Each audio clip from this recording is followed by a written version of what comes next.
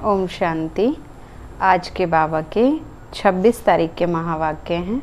बाबा ने आज हम बच्चों को बताया कि बच्चे सबसे कड़ी बीमारी कौन सी है। बाबा ने कहा मनुष्य के जीवन में जितने भी दुखों का कारण है वो देह अभिमान है, और ये देह अभिमान ही सबसे कड़ी बीमारी है, क्योंकि जब से मनुष्य के अंदर देह का अभिमान आता है तो तभी से सारे विकारों की प्रवेशता शुरू हो जाती है। देह के अभिमान के कारण ही मनुष्य के अंदर इच्छाएं बढ़ती हैं, और वो इच्छाएं जब पूरी नहीं होती हैं तो क्रोध बढ़ना शुरू हो जाता है, और उसी के कारण मनुष्य के अंदर मोह और लालच भी बढ़ता जाता है।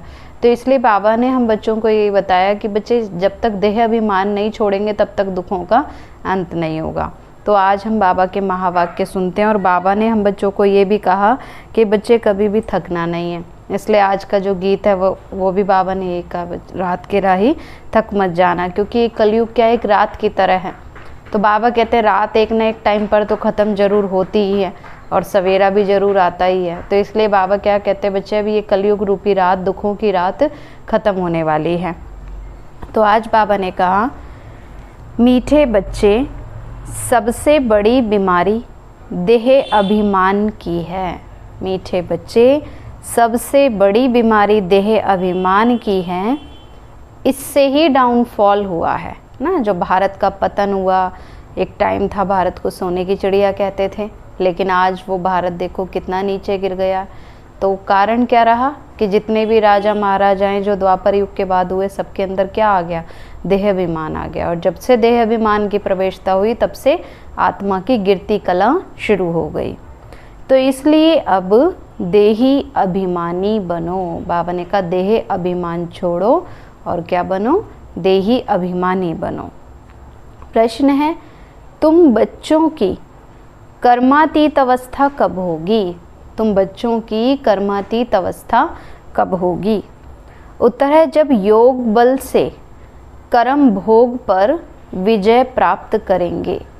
जब योग के बल से कर्म भोग पर विजय प्राप्त करेंगे। क्योंकि बाबा ने हम बच्चों को ये बता दिया है कि बच्चे ये समय कलयुग का चल रहा है, तो कलयुगी समय में सबके जो शरीर हैं वो भी पुराने शरीर हैं, तो अनेक प्रकार की बीमारियां भी उन पुराने शरीर में लगी हुई है। लेकिन बाबा क्या कहते हैं, बच्चे बीमारियों को देख करके भी घबराना नहीं है, योग के आधार से उस कर्म भोग के ऊपर विजय प्राप्त करनी है। तो बाबा ने कहा बच्चे जब योग के बल से कर्म भोग पर विजय प्राप्त करेंगे, पूरा देही अभिमानी बनेंगे। जैसे हमारी दादियों को देखा ना, देखो कितनी बड़ी बड़ी भले बीमारियां भी हुई, लेकिन दादियों को एहसास ही नहीं होता था कि शरीर में इतना कष्ट भी है, क्योंकि उनकी अवस्था क्या थी, कर्मातीत अवस्था थी। शरीर में रहते हुए भी शरीर से न्यारे रहते थे। तो ये देह अभिमान का ही रोग सबसे बड़ा है, इससे ही तो दुनिया पतित हुई है।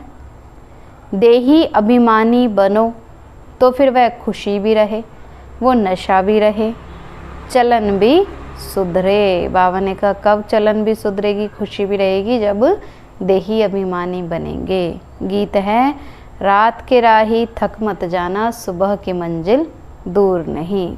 ओम शांति। राही का अर्थ तो बच्चों ने सुना, तो और तो कोई समझा नहीं सकते सिवाय तुम ब्रह्मा मुख वंशावली ब्राह्मणों के। बाबा ने कहा और तो कोई ये अर्थ भी नहीं समझा सकते कि रात के राही का अर्थ क्या है। रात के राही मतलब कलयुग के इस समय जो बच्चे हैं, जो अपनी जीवन नैया को कलयुग से निकालकर सतयुग में लेकर जाने वाले हैं।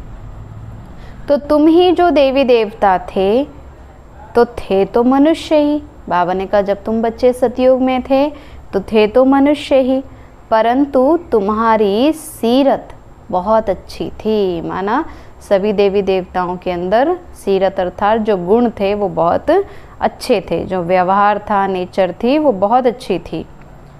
तो तुम सर्व गुण संपन्न और 16 कला संपूर्ण थे। तुम ही विश्व के मालिक थे। हीरे जैसे से कोड़ी जैसे फिर कैसे बन गए? बाबा ने कहा बच्चे तुम बच्चे तो हीरे जैसे थे, फिर कोड़ी जैसे कैसे बन गए? क्या कारण बताया बाबा ने? अभी बताया ना कि बच्चे देह अभिमान में आने के कारण हीरे से कोड़ी जैसा बन गए। अब ये कोई मनुष्य तो जानते ही नहीं है। तुमने भी तो नंबरवार पुरुषार्थ अनुसार पलटा खाया है ना, माना परिवर्तन हुए हैं ना। पहले बाबा ने कहा बच्चे बिल्कुल बुद्धि क्या थी, उल्टी बुद्धि थी ना, माया के वश होकर कर्म करते थे, है ना। जब से ज्ञान मिलता है तो एकदम बुद्धि पलट जाती है, परिवर्तन हो जाती है। तो बाबा ने कहा कि बच्चे अब परिवर्तन हुए हैं ना, तो अभी तो तुम देवता बने नहीं हो, लेकिन अभी तुम रिजुनेट हो रहे हो। बाबा ने कहा अभी तुम्हारे अंदर परिवर्तन आ रहा है। कोई तो थोड़ा बदले हैं, कोई 5% और कोई 10%। सीरत बदलती जाती है ना, धीरे धीरे जैसे जैसे ज्ञान में आगे बढ़ते हैं, बुद्धि में ज्ञान चलता है, धारणा होती है, तो वैसे बाबा ने कहा मनुष्य के व्यवहार में, सोच में, है ना, परिवर्तन आता है ना, सीरत बदलती जाती है। अब कोई कोई बच्चे 5% बदले हैं, कोई 10% बदले हैं, कोई ज़्यादा भी बदले हैं और कोई सुन कर के भी नहीं बदलते हैं। दुनिया को तो यही नहीं पता कि भारत ही हेवन था। कहते भी हैं कि क्राइस्ट से 3000 वर्ष पहले भारत में देवी देवता थे ना, देवी देवता ही तो राज्य करते थे यहीं, तो उनमें ही तो ऐसे गुण थे ना जो उनको भगवान भगवती कहते थे। तो अभी तो वह गुण है ही नहीं। आजकल तो मनुष्य के अंदर देवताओं वाले गुण हैं ही नहीं। मनुष्य की समझ में ही नहीं आता कि भारत जो इतना साहूकार था, फिर उसका डाउनफॉल कैसे हो गया, क्यों इतनी दुर्गति में आ गए। अब वह भी तो बाप ही बैठ समझाते हैं, तुम भी समझा सकते हो ना, जिनकी सूरत सुधरी है। बाप तो कहते हैं बच्चे तुम ही तो देवी देवता थे, तो तुम आत्म अभिमानी थे। बाबा याद दिलाते हैं बच्चे सतयुग में जब तुम देवी देवता थे तो तुम्हारे अंदर देह का अभिमान नहीं था, आत्म अभिमानी थे। जब रावण का राज्य शुरू हुआ तो देह अभिमानी बन पड़े। ये देह अभिमान की सबसे बड़ी बीमारी तुमको लग पड़ी है। सतयुग में तो तुम आत्म अभिमानी थे और तुम बहुत सुखी थे। किसने तुमको ऐसा बनाया? सतयुग में इतना सुखी किसने बनाया था? शिव बाबा ने बनाया था ना, क्योंकि बच्चों ने इस समय पूरा देह अभिमान का त्याग किया, इसलिए जीवन में क्या था? पवित्रता, सुख, शांति सब कुछ था। तो ये कोई भी नहीं जानते, बाप ही बैठ समझाते हैं कि तुम्हारा डाउनफॉल क्यों हुआ है। अपने धर्म को ही भूल गए हो। भारत वर्थ नॉट अ पेनी बन गया है। बाबा कहते हैं भारत बिल्कुल कैसा बन गया है? कोड़ी तुल्य बन गया है, एक पेनी भी जिसकी वैल्यू नहीं रही है। तो उसका मूल कारण क्या है? देह अभिमान। बाबा ने कहा इतने कोड़ी तुल्य कैसे बन गए? क्योंकि देह अभिमान में आकर उल्टे कर्म करने लगे, जिसके कारण क्या हुआ? दुखी बनते गए। ये भी ड्रामा है ना। मनुष्य तो यही नहीं जानते कि भारत इतना साहूकार था, वह फिर गरीब कैसे बना। हम ही तो आदि सनातन देवी देवता धर्म के थे, फिर हम कैसे धर्म भ्रष्ट, कर्म भ्रष्ट बने। बाप ही तो समझाते हैं कि रावण का राज्य होने से ही तुम देह अभिमानी बने, तो फिर तुम्हारा ये हाल होने लगा। सीढ़ी भी तो दिखाई है ना कि कैसे डाउनफॉल हुआ है ना। सीढ़ी के चित्र में बाबा ने कितना क्लियर स्पष्टीकरण बच्चों को दिया कि कैसे भारत जो इतना साहूकार था वो कैसे जन्म लेते लेते माया के वश होते होते बिल्कुल नीचे आ गए। शास्त्रों में तो कल्प की आयु ही लाखों वर्ष लगा दी। आजकल समझदार हैं क्रिश्चियंस लोग, वह फिर भी कहते हैं कि क्राइस्ट के 3000 वर्ष पहले पैराडाइज था। भारतवासी तो यही नहीं समझ सकते कि प्राचीन तो भारत ही था, जिसको कल स्वर्ग और हेवन कहा जाता है ना, जिसको पहले क्या कहते थे? हेवन कहते थे। आजकल तो भारत की फुल हिस्ट्री ज्योग्राफी को जानते ही नहीं है। थोड़े बच्चों में थोड़ा ज्ञान है तो फिर देह अभिमान ही आ जाता है ना। बाबा ने कहा भी तो बच्चों के अंदर पूरा ज्ञान आया ही नहीं है, बस थोड़ा सा ज्ञान मिल जाता है तो देह अभिमान आ जाता है कि हम तो बहुत ज्ञानी हैं, बहुत समझदार हैं। समझते हैं कि हमारे जैसा कोई है ही नहीं। बाप समझाते हैं भारत की ऐसी दुर्दशा क्यों हुई, क्यों हुई? बाबा ने उसका कारण क्या बताया कि बच्चों के अंदर देह अभिमान बढ़ता गया। बापू गांधी भी कहते थे कि पतित पावन आओ, आकर हमको पावन बनाओ, आकर के राम राज्य स्थापन करो।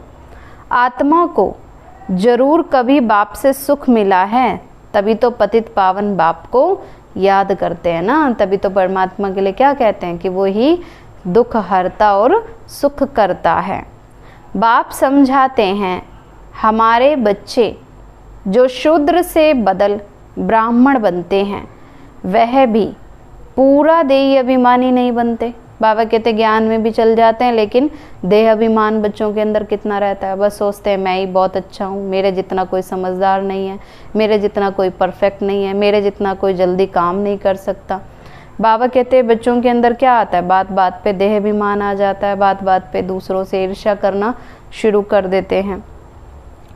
तो बाबा कहते हैं बच्चे ज्ञान में चल जाते हैं फिर भी पूरा देही अभिमानी नहीं बनते, घड़ी घड़ी देह के अभिमान में ही आ जाते हैं। ये है सबसे पुराना रोग ना। बाबा ने कहा बच्चे देह अभिमान क्या है, सबसे पुराना रोग है ना, क्योंकि सबसे पहले यही बीमारी शुरू हुई, यही विकार की प्रवेशता हुई। जैसे रावण के लिए क्या दिखाते थे कि उसके सारे सर काटते थे लेकिन फिर वापस आ जाता था, क्योंकि मुख्य क्या था, देह अहंकार का सर। जब तक वो नहीं खत्म होगा तब तक सारे विकार जाएंगे ही नहीं। इसलिए बाबा क्या कहते हैं बच्चे, बार बार बच्चे गुस्सा छोड़ते हैं, मोह छोड़ते हैं, लालच छोड़ते हैं, लेकिन जब तक देह अभिमान को नहीं छोड़ेंगे तब तक सारे विकार बार बार आते ही रहेंगे। तो ये सबसे पुराना रोग है जिससे यही हाल हुआ है। देही अभिमानी बनने में ही बड़ी मेहनत है। देखो जब से ब्रह्मा बाबा को ये पता चला कि मैं आत्मा हूँ, तो बाबा ने कितना अभ्यास किया, पूरी किताबें लिख लिख करके रख दी कि मैं आत्मा हूँ, मैं आत्मा हूँ, मैं आत्मा हूँ।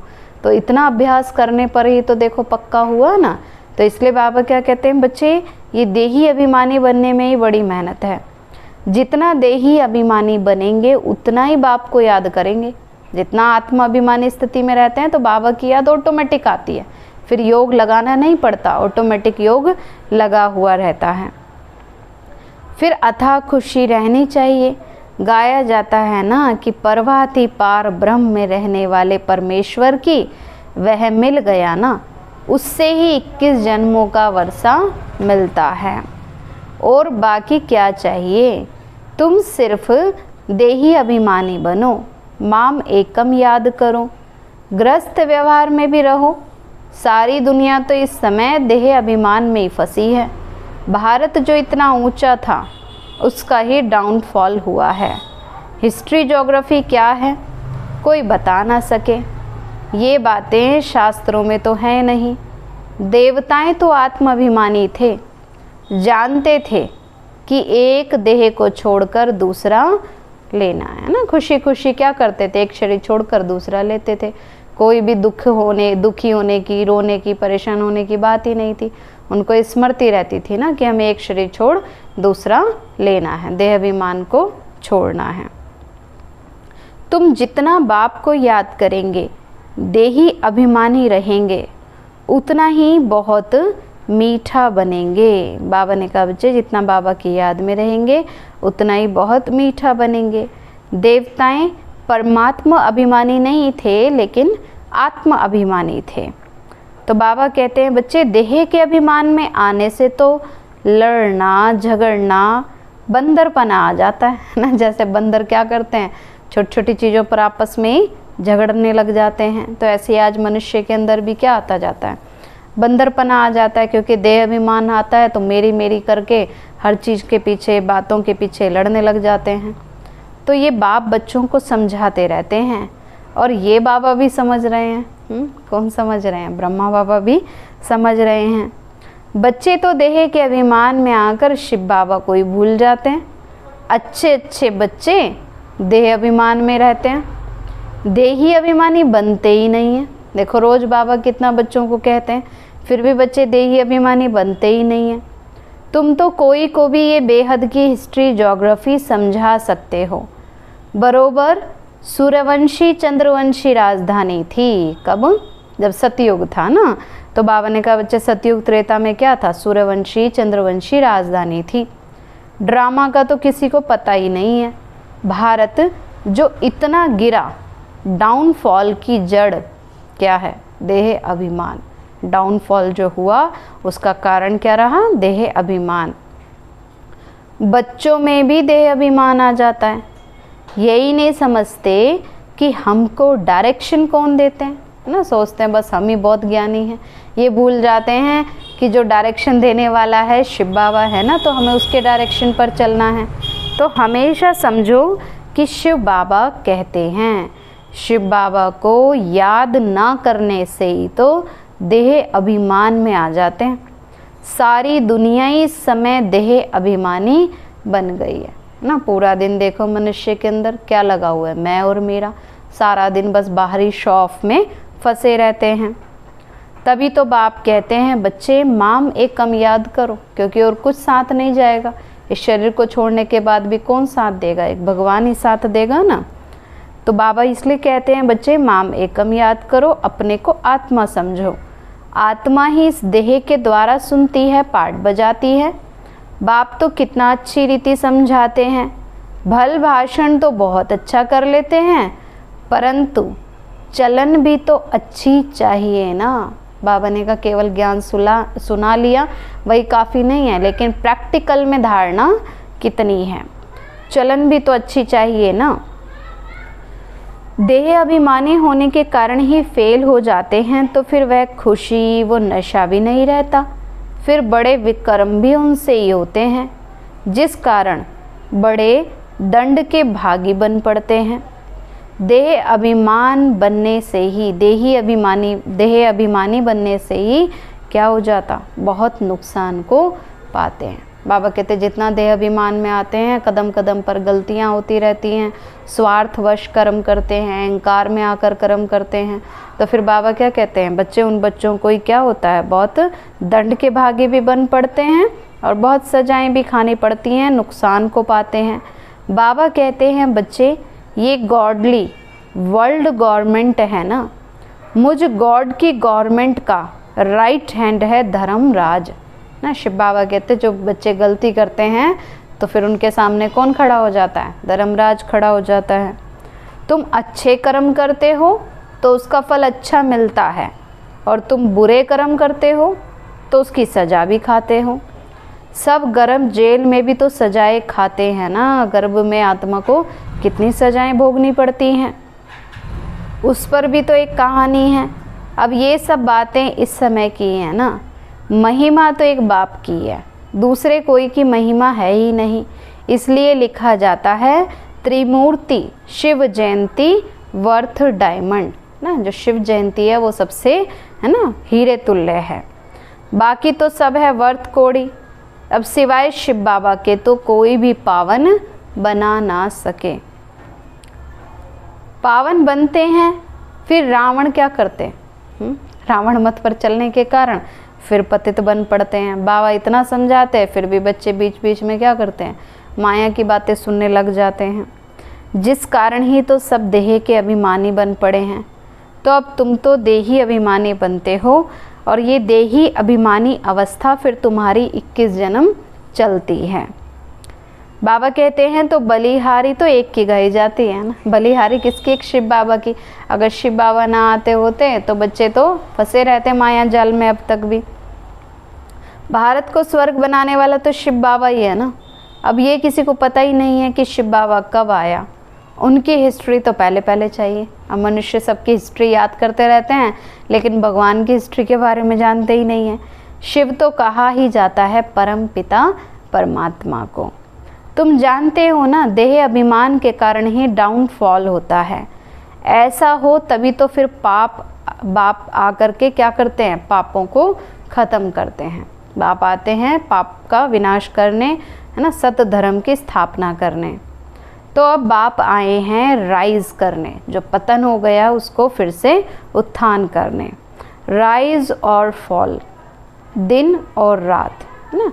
भारत का ये उत्थान होता है, फिर कैसे पतन हो जाता है, कैसे जो दिन है माना सतयुग है वो कलयुग में परिवर्तन हो जाता है।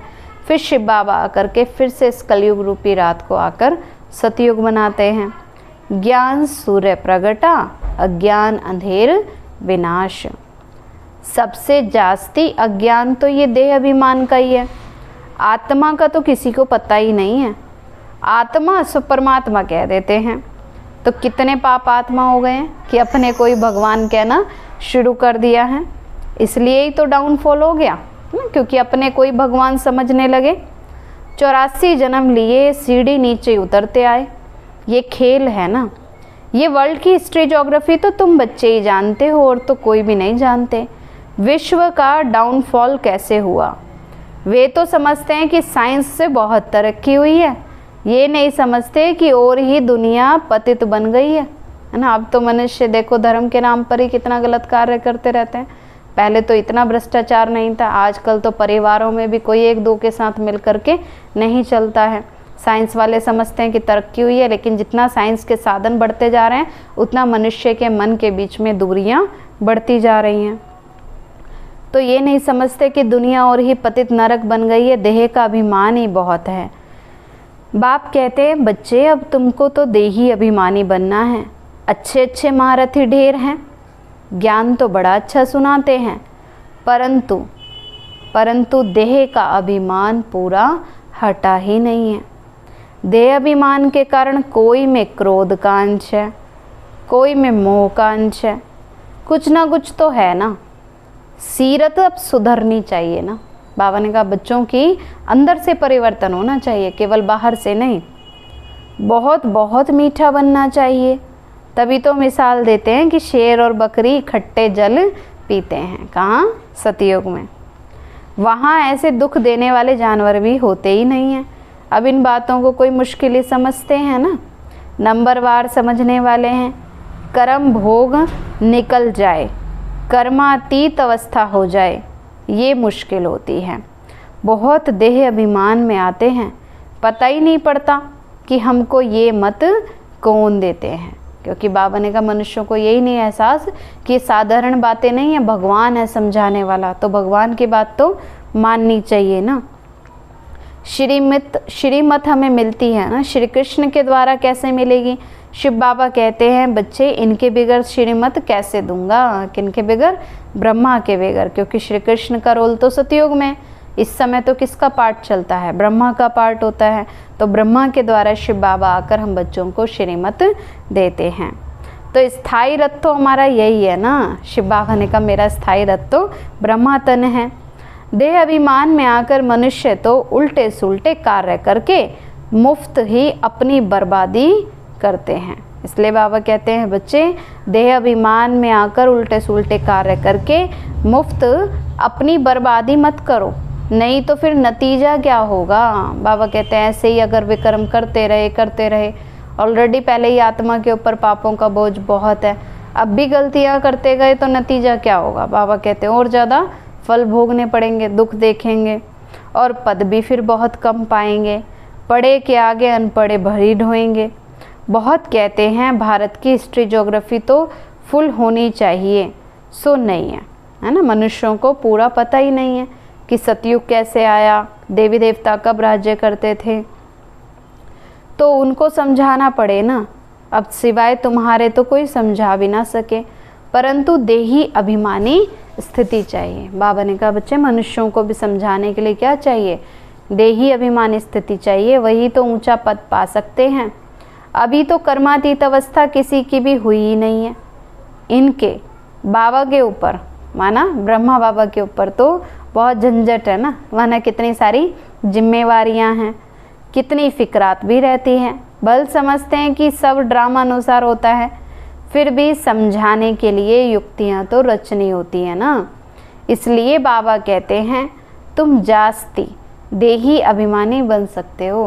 बाबा कहते हैं ब्रह्मा बाबा के ऊपर तो इतनी जिम्मेवारियां हैं, इसलिए बाबा कहते तुम्हारे ऊपर तो इतनी जिम्मेवारियां नहीं है ना।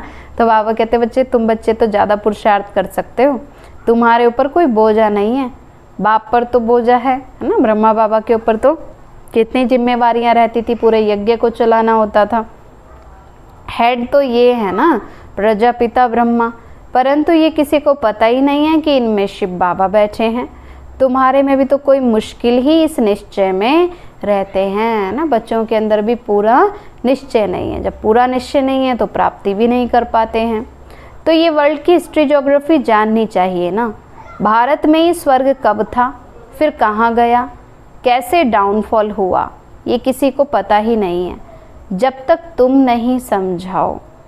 बाबा कहते मनुष्य तो जानते ही नहीं है तब तक कोई समझ भी नहीं सकता। बाबा कहते जब तक तुम बच्चे नहीं समझाओ तब तक कोई समझ भी नहीं सकता।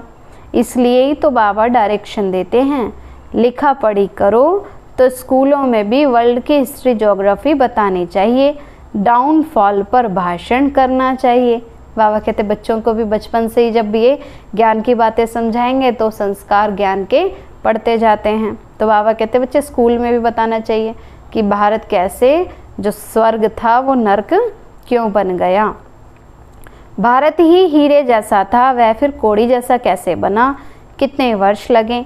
तो हम ये आज आपको समझाते हैं। तो ऐसे पर्चे एरोप्लेन के द्वारा भी गिरा सकते हैं। समझाने वाला भी बड़ा होशियार चाहिए। गवर्नमेंट चाहती है तो गवर्नमेंट का ही हॉल विज्ञान भवन जो दिल्ली में है वहाँ सबको बुलाना चाहिए। अखबार में भी डाला जाए, कार्ड भी सबको भेज दें कि हम आपको सारे वर्ल्ड की हिस्ट्री ज्योग्राफी आदि से अंत तक समझाते हैं। आप ही फिर आएंगे, पैसे की तो बात ही नहीं है। समझो हमको कोई मिला, प्रेजेंट करते हैं, भेंट करते हैं तो हम ले नहीं सकते हैं। सर्विस करने के लिए काम में लाएंगे, बाकी हम ले नहीं सकते हैं ना। बाबा कहते हैं अपने पर्सनल यूज़ के लिए नहीं लेना ना, बाकी हाँ कोई अगर कोई देते हैं तो सेवा के लिए यूज़ कर सकते हैं।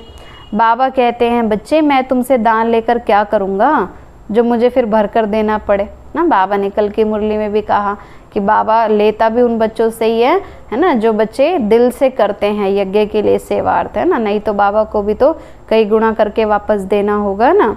तो बाबा कहते बच्चे मैं भी पक्का शर्राफ हूँ, है ना। इसलिए बाबा तभी बच्चों का सफल करते हैं जो बच्चे दिल से सेवा करते हैं। अच्छा मीठे मीठे सिकी लदे बच्चों प्रति माता पिता बाप दादा का याद प्यार और गुड मॉर्निंग। रूहानी बाप की रूहानी बच्चों को नमस्ते। रूहानी हम बच्चों की रूहानी माता पिता बाप दादा को नमस्ते नमस्ते नमस्ते बाबा नमस्ते। सदा रहें हंसते और हंसाते। शुक्रिया बाबा, शुक्रिया बाबा, शुक्रिया बाबा। धारणा के लिए मुख्य सार है, देह अभिमान में आकर कोई भी उल्टा सुल्टा कार्य नहीं करना है। देही अभिमानी बनने का पूरा पूरा पुरुषार्थ करना है। अपनी सीरत अर्थात चलन सुधारते रहना है। सेकंड है बहुत बहुत मीठा शीतल बनना है। अंदर में जो क्रोध मोह का भूत है उसे निकाल देना है। वरदान बाबा ने दिया, समय के श्रेष्ठ खजाने को सफल कर, समय के श्रेष्ठ खजाने को सफल कर सदा और सर्व सफलता मूर्त भव, सदा और सर्व सफलता मूर्त भव। जो बच्चे समय के खजाने को स्वयं के व सर्व के कल्याण के प्रति लगाते हैं उनके सर्व खजाने स्वतः ही जमा होते जाते हैं ना। क्योंकि बाबा कहते समय तो सबको मिलता है, लेकिन कोई बच्चे उसे व्यर्थ की बातों में निकाल देते हैं, कोई बच्चे उसे सेवा में यूज़ करते हैं। तो जो बच्चे सेवा करते हैं समय निकाल करके उनके सारे खजाने जमा हो जाते हैं। समय के महत्व को जानकर उसे सफल करने वाले संकल्प का खजाना, खुशी का खजाना, शक्तियों का खजाना, ज्ञान का खजाना और श्वासों का खजाना, ये सब खजाने स्वतः ही जमा कर लेते हैं। जो समय का खजाना यूज़ करते हैं, अच्छे कार्य में समय लगाते हैं, तो उनके पास बाकी ये सब खजाने ऑटोमेटिक जमा हो जाते हैं। सिर्फ अलबेलेपन को छोड़कर इस समय के खजाने को सफल करो तो सदा और सर्व सफलता मूर्त बन जाएंगे। इसलिए बाबा कहते बच्चे अब अलबेले नहीं बनना है। स्लोगन बाबा ने दिया, एकाग्रता के द्वारा सागर के तले में जाकर अनुभवों के हीरे मोती प्राप्त करना ही अनुभवी मूर्त बनना है। एकाग्रता के द्वारा सागर के तले में जाकर अनुभवों के हीरे मोती प्राप्त करना ही अनुभवी मूर्त बनना है। अभी कुछ दिन पहले बाबा ने ये स्लोगन बच्चों को दिया था ना कि जितना सागर की गहराई में जाते हैं उतना ही क्या मिलते हैं, रत्न मिलते हैं। तो हमें कौन से सागर की गहराई में जाना है? अनुभव के, ना, ज्ञान के सागर की गहराई में। फिर मातेश्वरी जी के अनमोल महावाक्य हैं। फर्स्ट हेडिंग है, तमोगुणी माया का विस्तार। सतोगुणी, रजोगुणी, तमोगुणी, ये 3 शब्द कहते हैं। तो इसको भी यथार्थ समझना जरूरी है कि इन तीनों शब्दों का क्या अर्थ है। मनुष्य समझते हैं कि ये तीन गुण इकट्ठे ही चलते रहते हैं, परंतु विवेक क्या कहता है? क्या ये तीनों गुण इकट्ठे चले आते हैं? वह तीनों गुणों का पार्ट अलग अलग युग में होता है। विवेक तो ऐसे ही कहता है कि ये तीनों गुण इकट्ठे नहीं चलते। जब सतयुग है तो सतोगुण है, द्वापर है तो रजोगुण है, और कलयुग है तो तमोगुण है। जब सतों है तो सब रजो और तमो नहीं है, और जब रजो हैं तो फिर सतोगुण नहीं है। तो ये मनुष्य तो ऐसे ही समझ करके बैठे हैं कि ये तीनों गुण इकट्ठे ही चलते आते हैं। ये बात कहना तो सरासर भूल है। वो समझते हैं कि जब मनुष्य सच बोलते हैं तो पाप कर्म नहीं करते हैं, तो वो सतोगुणी होते हैं। परंतु विवेक कहता है जब हम कहते हैं सतोगुण, तो इस सतोगुण का मतलब ही है कि संपूर्ण सुख, गोया सारी सृष्टि ही सतोगुणी है। बाकी ऐसे नहीं कहेंगे कि जो सच बोलता है वो सतोगुणी है और जो झूठ बोलता है वो कलयुगी तमोगुणी है। ऐसे ही दुनिया चलती आती है। अब जब सतयुग कहते हैं तो इसका मतलब है कि सारी सृष्टि पर ही सतोगुण सतो प्रधानता चाहिए। हाँ, कोई ऐसा समय सतयुग था जहाँ सारा संसार ही सतोगुणी था। अब वो सतयुग नहीं है ना, अभी तो है ही कलयुगी दुनिया। तो गोया इस समय तो सारी सृष्टि पर ही तमो प्रधानता का राज्य है। इस तमोगुणी समय पर फिर सतोगुण कहाँ से आया? तो अब तो है ही घोर अंधियारा, जिसको ब्रह्मा की रात कहते हैं। ब्रह्मा का दिन है सतयुग और ब्रह्मा की रात है कलयुग, तो हम दोनों को मिला नहीं सकते हैं। फिर दूसरी हेडिंग है कलयुगी असार संसार से सतयुगी वाली सार की दुनिया में ले चलना तो एक परमात्मा का ही काम है। कलयुगी असार संसार से सतयुगी सार वाली दुनिया में ले चलना एक परमात्मा का ही काम है। इस कलयुगी संसार को असार संसार क्यों कहते हैं? क्योंकि इसमें कोई सार नहीं है ना, कोई अर्थ नहीं छिपा हुआ है। क्योंकि इस दुनिया में कोई सार नहीं है, माना कोई भी वस्तु में वो ताकत ही नहीं रही है, अर्थात सुख शांति और पवित्रता नहीं है। जो इस सृष्टि पर कोई तो कोई समय पर इस सृष्टि पर सुख शांति और पवित्रता भी थी, अब वो ताकत नहीं है ना, क्योंकि इस सृष्टि में तो 5 विकार 5 भूतों की प्रवेशता है। इसलिए ही तो इस सृष्टि को भय का सागर अथवा कर्म बंधन का सागर कहते हैं। इसलिए ही मनुष्य दुखी होकर के परमात्मा को पुकार रहे हैं कि परमात्मा हमको इस भव सागर से पार करो। इससे ही सिद्ध है कि जरूर कोई अभय अर्थात निर्भयता का भी संसार है जिसमें चलना चाहते हैं। तो कौन सा संसार है? वो सतयुगी संसार है। इसलिए अब इस संसार को पाप का सागर कहते हैं, जिससे पार करके पुण्य आत्मा वाली दुनिया में चलना चाहते हैं। तो दुनियाएं दो हैं, एक सतयुगी सार वाली दुनिया है, दूसरी कलयुगी असार की दुनिया है। दोनों दुनियाएं ही सृष्टि पर ही होती हैं। तो अभी परमात्मा वह सार वाली दुनिया फिर से स्थापन कर रहे हैं। अच्छा, ओम शांति। तो अभी हम प्यारे बाबा को शुक्रिया करेंगे। मीठे बाबा, आपने हमें सब कुछ दिया, आपका पदम गुणाबार शुक्रिया। प्यारे बाबा, आप हमें ज्ञान गुण शक्तियों वरदानों और सद्बुद्धि से भरपूर करते हो, आपका बार बार शुक्रिया।